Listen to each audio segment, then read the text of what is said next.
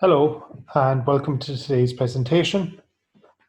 I'm Frank Turner from TekCentral, and this presentation is in conjunction with CYPSC, the Children and Young People's Services Committee, and the Library Services of Wexford County Council. Today's presentation is a guide to three of the most popular social networks with kids and teens, and namely they are TikTok, Instagram, and Snapchat.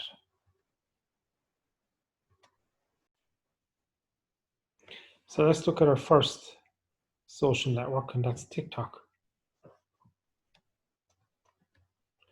So what is TikTok?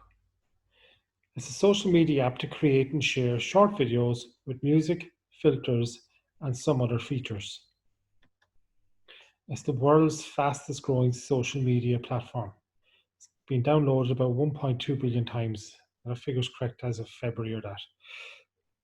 It also has 800 million active users. It was first released in 2016. Limited success, I suppose, wasn't very popular. And then in 2018, it merged with Lively and Musical.ly, and it just took off then. It became worldwide, it became ever increasingly popular with all age groups. TikTok is an interactive world of videos that lets you connect with friends and admirers through likes, comments, and followers. So likes and comments apply to just individual videos. So if you like it, you can like it. You can put a comment in, okay? And then followers, then you have your account or a channel. People can follow you. So when you release a video, then it automatically appears on their feed. Now, a big thing with TikTok seems to be people like to get as many followers as they can. So you'll often see people saying, help me get to 1,000 followers, 10,000 followers, 100,000 followers. So followers is a big thing, right? TikTok has even spawned its own celebrities like Baby Ariel and Jacob Sartorius. And as well as that, then you have traditional type celebrities who have their own channels. So there's plenty of channels and content to follow. Videos are mostly harmless, creative fun, but there are real concerns about some of the videos, especially with kids using the apps. And they can be quite inappropriate. There have even been reports of online predators using the app to target younger users. And again, I've heard stories of this happening to even kids here in Wexford. In 2019, TikTok paid $5.7 million of a fine to the US federal regulators for breaching children's privacy. Now, they collected a lot of information at that time to garner that fine. They were collecting IP addresses, they were collecting usage information, they were collecting IMEI numbers from each individual phone, they collected location data, and maybe more worrying than anything would be they collected keystrokes, so they were recording everything that was being typed in on the device. As of 2020, it's under investigation here in Europe by the Dutch Data Protection Commission and the European Data Protection Board. Now, there's no reports or interim reports even released yet, but they are under investigation. So how safe is it? Well, any use of social network can be risky. It is possible for kids to safely use the app with the correct supervision and a private account. Now, a private account is key to keeping your kids safe on this if you're going to use it, right? When you sign up, your account is public by default, meaning anyone can see your videos, send you direct messages, or use your location information. You should make sure to switch on all privacy settings for accounts children are using. This means either opting for a private account or changing the options for comments, duets, and friends. So how does it work? Well, you sign up using your phone number, an email address, Facebook or Instagram account. Once logged in, you can search videos by category and hashtag. You can also use phone contacts and social media platform followers to find friends on the app. Many kids on TikTok like to create videos, but most prefer to follow other content creators.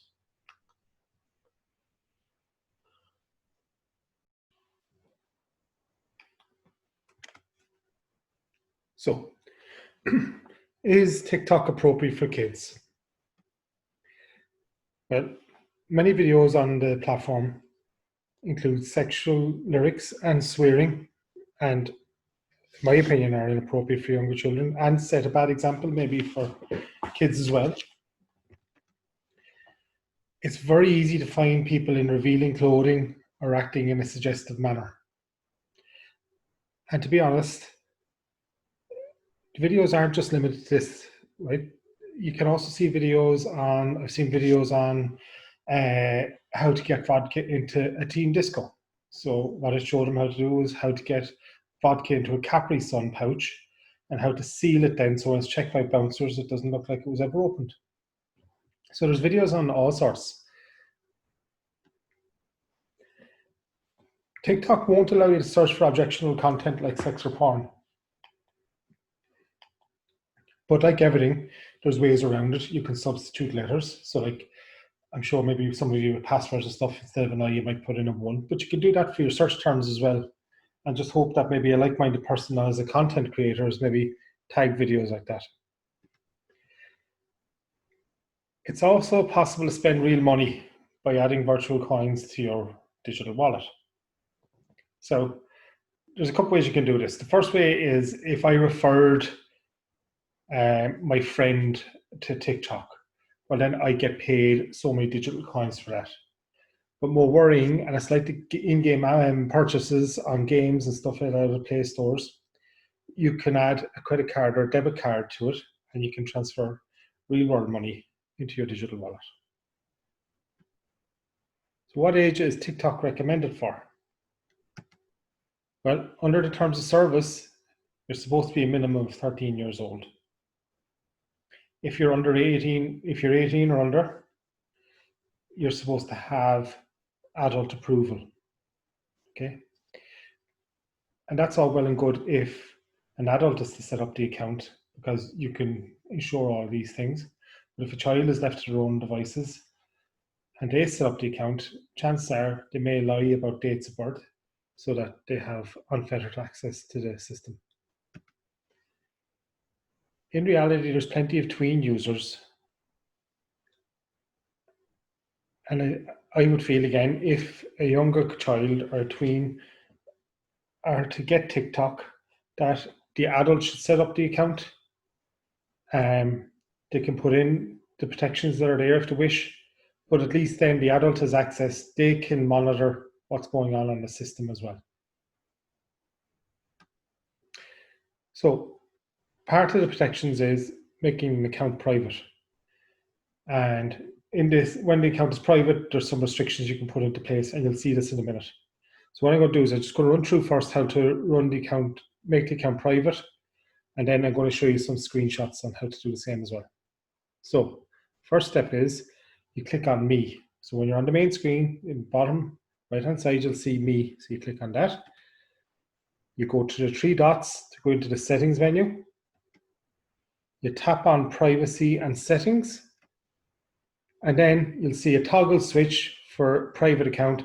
And you toggle it to the right, it'll go green, and that means the account is now private. So just look at the screenshots. So this is after you've clicked on the Me button. You've got your 3 dots in the top right-hand corner. So when you click on that, you will get this type of screen. So you're going to click on Privacy and Safety. And then this button for private account can be toggled to the right-hand side and it goes green. So the account is private. Okay. And if you look underneath, then you have some various options. And you can set these to be quite restrictive, as in, for argument's sake, who can send you direct messages. At the minute it's defaulted to friends, but if you click on it, you can select no one. And it's the same with all of these. You can set these to a severe type of level. Okay. So if you just move on there now. So what happens if you need to delete a video? Well, we could all make a mistake and make a video maybe that in hindsight wasn't maybe appropriate, or there's something in it you don't want to show. So how do you delete it? Okay, so first thing you need to do is in your profile page again, you should see all your videos. select the video you don't want, as in you want to delete. When you select the video, it will start to play. And what you do then is, if you look at the first picture to the right hand side, the three dots again, you click on that, okay? And then on the next picture, you press delete. Now, when you press delete, it will ask you to confirm that you want to delete, because you may make an error. And once you confirm the delete, the video is deleted. And that's how you delete the videos.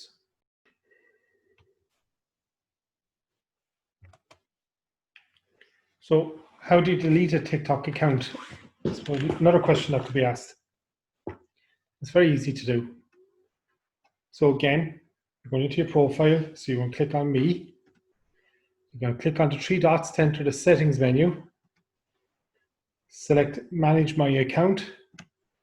And at the bottom of the screen, select delete account and follow the on-screen instructions. So if I just show you the screenshots again. So once you clicked on me and gone into the settings, you have manage my account.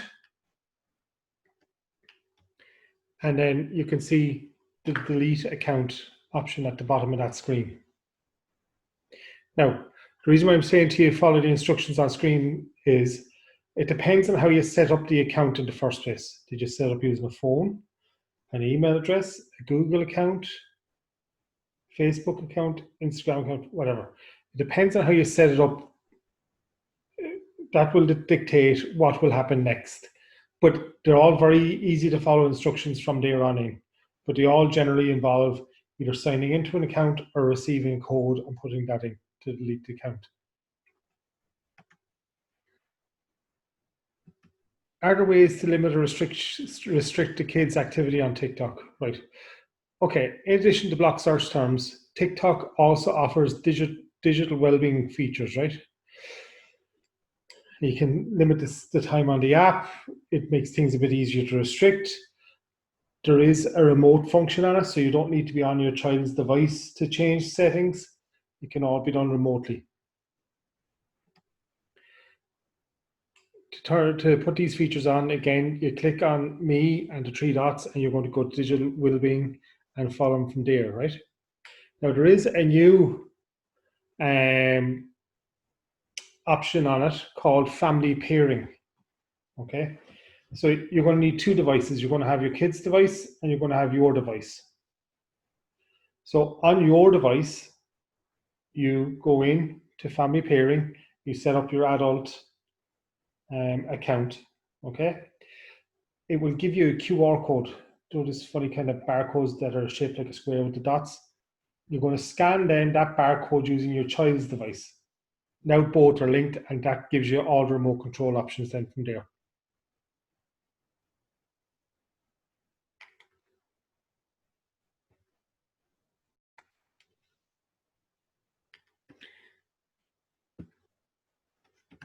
So, as with all these restrictions, they're not foolproof.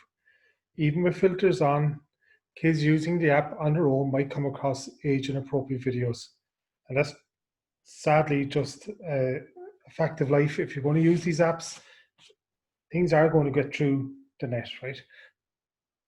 Not everything can be caught straight away. And maybe it may require you to report videos to TikTok as well.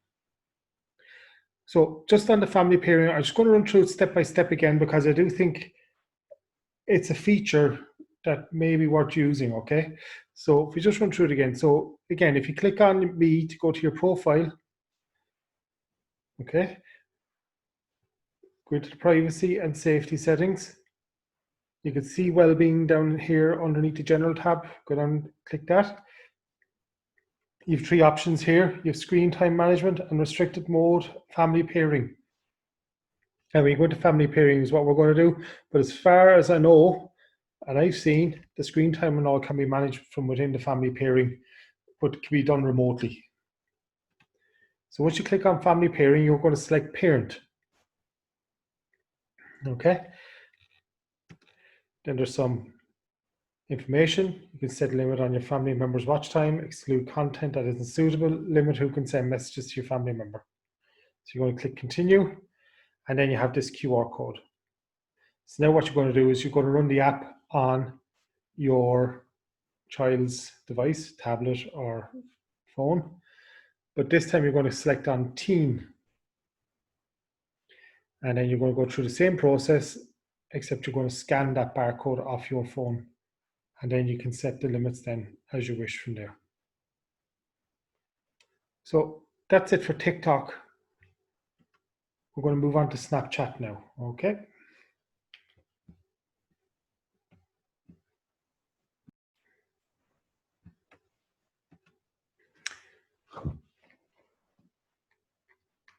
So what is Snapchat? Okay. Snapchat is a popular messaging app that lets users exchange pictures and videos, these are all called snaps, that are meant to disappear after they're viewed.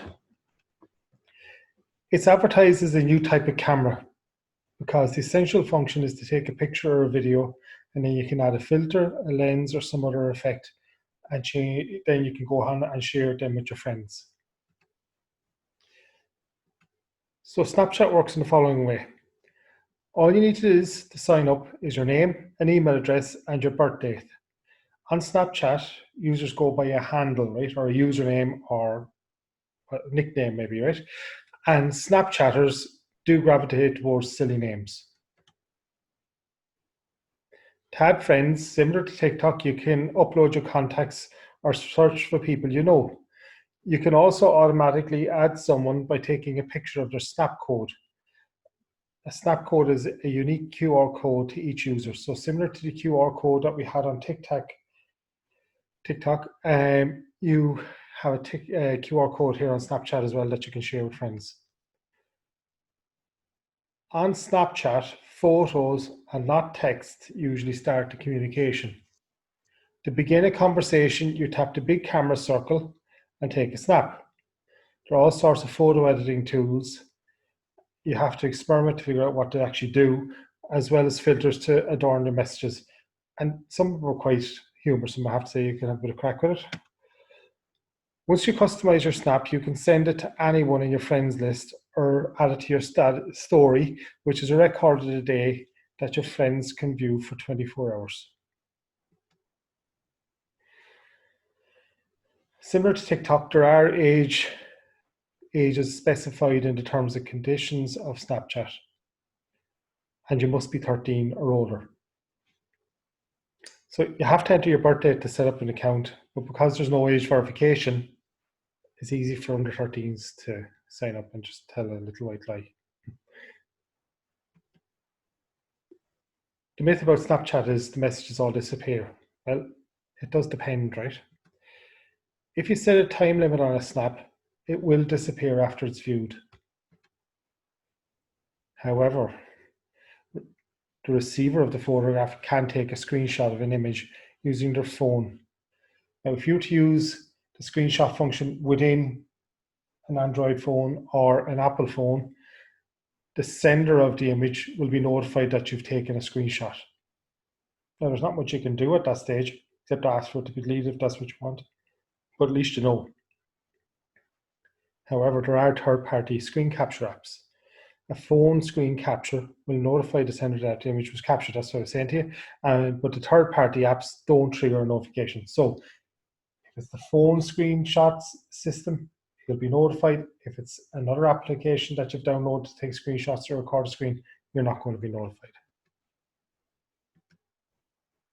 So a Snapchat story is a collection of moments in the form of pictures and videos that, taken together, create a narrative. On Snapchat, stories appear as circles, and when you tap them, they autoplay the pictures or videos the user has collected. You can create a personal story that your friends can view for up to a 24-hour period. Now, Snap codes, as I mentioned about the QR code. When you sign up, Snapchat gives you a unique QR code. When you meet a fellow Snapchat user and want to friend each other, you can just take a snap of the other person's code and they're automatically added to your friends list. So the $64 million question, is Snapchat safe for tweens and teens? Most kids use Snapchat to mess around and stay in contact with their friends. End of story. There is some mature content on Snapchat, but again, it has to be solicited almost. So you have to contact the people that are distributing mature content. That said, there are two risky areas in particular. We're back to the disappearing messages. When Snapchat first started, it was labeled the sexting app because people sent intimate photos assuming they'd self-destruct. Any app can be misused, but a lot of kids mistakenly believe that Snapchat has built-in get-out-of-jail-free cards. Teens really need to understand that the content they share can be saved and shared and may never go away. And that's true for all social media platforms. If you share something on it, you're actually legally handing over the rights to that picture or message. So Snapchat own it. So even if you delete it off the system, there's a high likelihood that that picture will remain saved on Snapchat servers. And as well as that, depending on how long is gone from when you take the picture and distribute it on Snapchat to when you ask for it to be deleted, for argument's sake, the picture may end up on other media platforms. And once it's there, it's near impossible to get rid of because it's probably now being propagated onto a Google server. It could be anywhere. The second one is privacy and safety. Since it's so easy to add friends in Snapchat, you can end up with lots of people you don't know well on your friends list. And that can propagate itself to friends of friends and friends of friends of friends, and so on and so forth. And depending on the settings, the app can collect a ton of data about your habits in and outside of the app. Snapchat also works with a lot of third parties that they share your data with. So now we can see how the messages or pictures or whatever can be propagated onto other platforms. How do you monitor Snapchat? Well, the biggest challenge for parents is that there's no way to see your kids' activity in the app in the same way as on other social media platforms, since there's no feed to scroll through. So it's not like Facebook where you can scroll. There's not much to monitor. Instead, focus on privacy settings. If you decide to say yes to the Snapchat, sit down with your child and together go into the app settings, the little gear icon next to your profile image. Scroll down to the section that starts Who Can. This is where you can control important safety features such as who can see your location and who can view your story. Now, Snapchat does have a section called Snap Mats that by default displays your current locations. So that is something you may need to switch off. The next system we're going to look at is Instagram.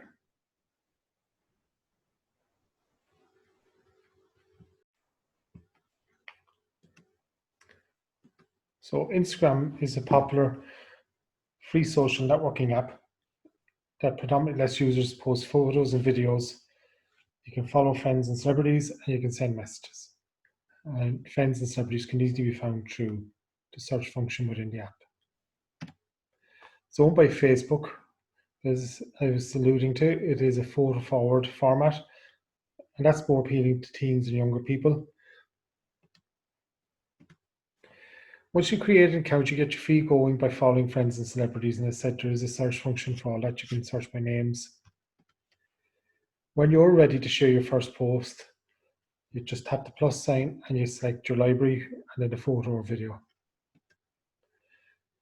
Depending on the media type you're sharing, you can choose from all sorts of filters and image editing tools to make your post look cool.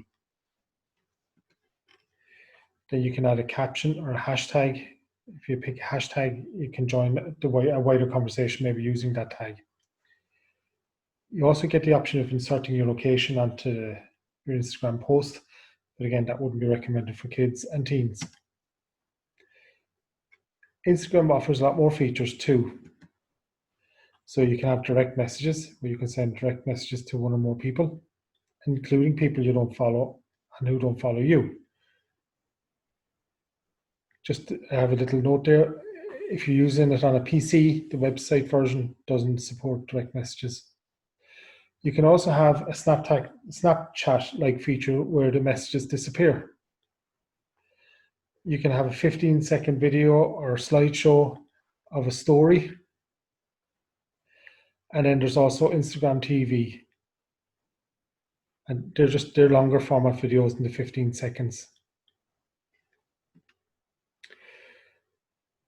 So as with the other apps, the terms of service are 13 years old for the person to be able to use this app.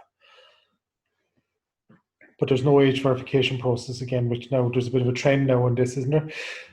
So it's very easy for kids under 13 to sign up. A lot of independent organizations rate Instagram for 15 ages and up because of the mature content. Now, although I've never seen any reports for TikTok or Snapchat, you could argue the same point with them. So what kind of content will they see on Instagram? Well, it really depends on who they're following. If they follow only friends, chances are all they'll see are pictures of friends having fun. But kids will rarely limit their feeds to people they know. So again, depending on who they follow, they may end up seeing some inappropriate material. If they follow celebrities, they'll probably see a lot of marketing. There's a lot of in video and in photograph product placements and stuff like that. How do you monitor your child's activity on Instagram? Well, you can ask your kid to give you a tour of their Instagram account, ask them to walk you through it, explain the memes and comments, discuss friends and share whatever comes up. Or you could try one of these. Create your own Instagram account and follow your child. You'll see what they post unless they block you, but you won't see their DMs, their direct messages. Follow their friends. You could ask for your child's Instagram username and password, then you can log in and review their account. Do spot checks. Or you could install a third-party monitoring app. Now, all of these things could be possibly done with Snapchat and TikTok to an extent. But maybe the important one there is the third-party app. And there are lots of third-party monitoring apps. That I know there's one called Family, where when your kid receives a Snapchat message or a WhatsApp message or an Instagram message or whatever, it's automatically forwarded to your device as well. Now, it is pretty draconian and they do cost about €7-8 a month. But if you're looking for ultimate peace of mind, and especially if the horse is bolted, if your kid has all these things already, it's hard to roll back and take them all off them. That might be a way to go. If they haven't got any of these apps, definitely go put in all the features that you need for securing the accounts. Is there any way to limit or restrict your kids' activity on Instagram? So first thing again, it's like TikTok. All accounts are public. So you need to go change the account to private. To do that, you go to the settings on your profile page, you select privacy and security, account privacy, and toggle the switch on again to private.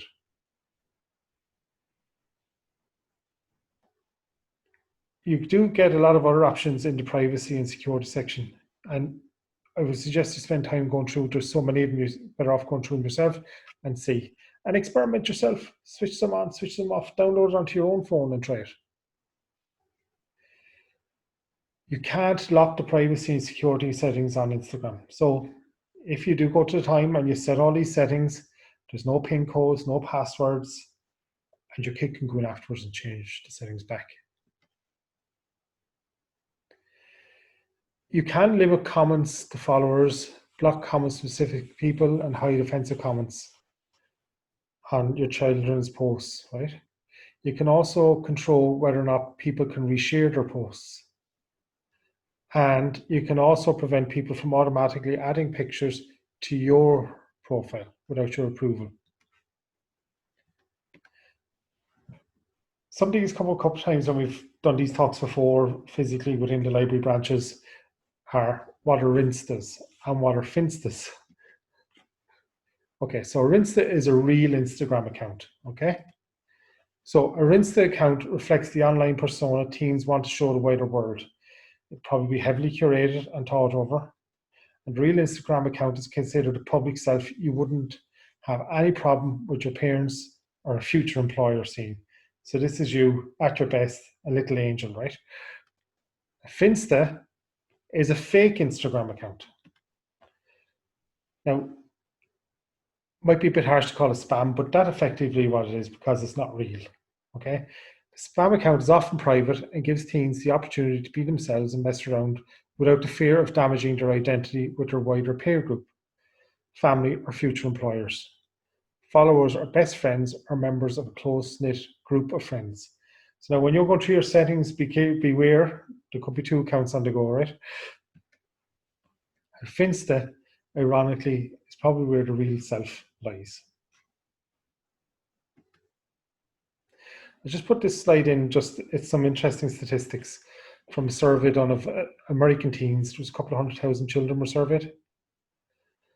First one was violence.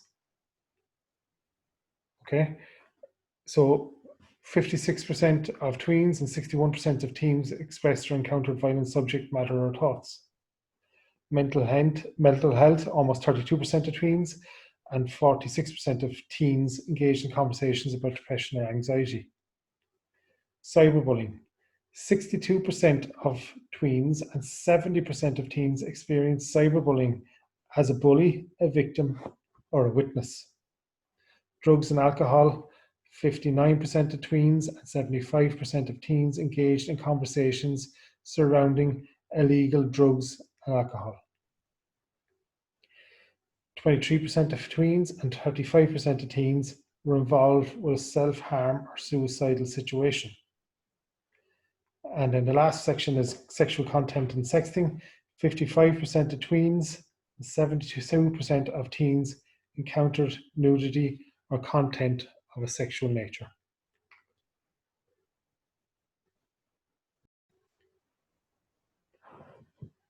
So we're going to just look at some questions that were sent into the library service. We start with the first question. My child is secretive about what she posts on TikTok. I don't know her username. She's 14. Is there a way I can check what she's doing by using her phone number? Unfortunately, there's not. Okay.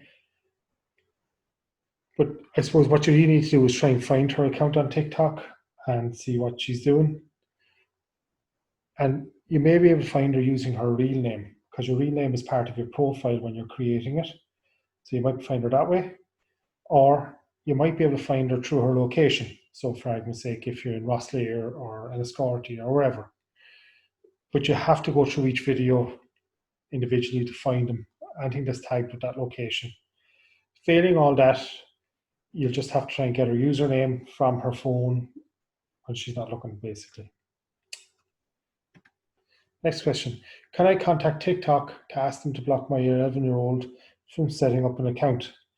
Again, I've tried to find an email address for TikTok that you could email maybe some sort of support line, and I can't find one. So I think the short answer to this one is, I don't think they're going to help you. But what you could do yourself is try and secure your child's device.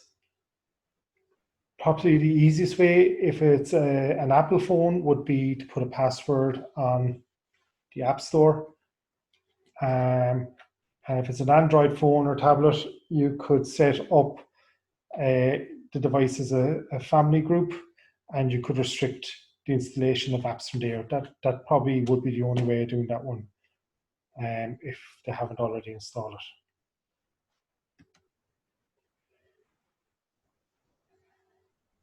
Next question is, my question is, does TikTok monitor videos for unsuitable content? If they do this, do they remove videos? Okay, well, I'm going to start off with a statistic first, right? Between July and December 2019, TikTok deleted 49 million videos. So to answer the question, yes, they do monitor videos, and yes, they do delete them. But that doesn't mean that some escape through the net, purely down to the volume of videos that are created on TikTok every hour. And of course, you could always help this process by reporting videos. And again, you could do that by installing TikTok on your own phone and scrolling through. Okay. Next question is, my question is on Snapchat. I'm concerned that it shows my child's location, and can I stop this? Yes, you can stop it, right? Now, I'll just run through quickly how you do it. But basically you need to go into what's called ghost mode, right? And you do this as follows. So open up Snapchat, and when you're on the camera screen, you need to pinch your two fingers together on the screen as if you were zooming in, okay? It should bring up the map if you do that correctly. If it doesn't, the gear icon should appear. Click on that. You go into the settings and you just check the ghost mode tab or slider switch to on, and then that will stop your child's location appearing on their snaps. The other way, of course, to do it is if you go to the friends list, you can set them all individually to whether or not they can see or not see your child's location. Next question is, can you tell me with Snapchat, can you block people from taking screenshots of images you share? You cannot stop people from sharing, screenshotting snaps or pictures. That's specific to the device that the person is viewing the images on. So it's back to education. Your child, trying to educate your child not to put up snaps that they may later regret. You are dependent here then on whether or not the person who received the image did use the system screenshot option, in which case you'll be notified that the screenshot the image. But if they use a third-party app, you'll never know, unfortunately. Last question, I think. I'd like to know, is there any warning signs that someone messaging a child or teenager might be an adult? Now, I have to say this is a difficult enough question to answer. And again, this is just my opinion, but after researching it a little bit, maybe these are things that you need to find out, right? Online predators would generally be overly nice to your child online. They may want to push your child into having private conversations. They'll ask your child a lot of personal questions. They'll generally always agree with whatever your child says. The predator would generally try and maintain a schedule of your child's online habits when they're on and offline. They may go the extra mile and research family members, try and find out about you as a parent or siblings of your child. They generally try and make your child feel ultra extra special. The predators generally would make up stories that may not make sense if you think them through. And they probably will make uncomfortable comments to your child the more they get to know them. And ultimately, they may ask your child to start lying to you. Now, they were just some things I came up with. It's not an exhaustive list, but maybe some things that you may notice happening with your child, or if you start to talk to them about whatever they're at online, maybe some of the stuff that they're doing might fit this bill. That's all I have for you today. Thanks for listening. Thanks for viewing. If you do have any questions, this is my email address. It's frank@tekcentral.ie. If you need to ask a question, don't be afraid to send me an email. I'll reply back to you. If you want me to call you, just include your phone number and I'll be sure to get back to you. And if I can help in any way at all, I will. Thanks again. Thank you.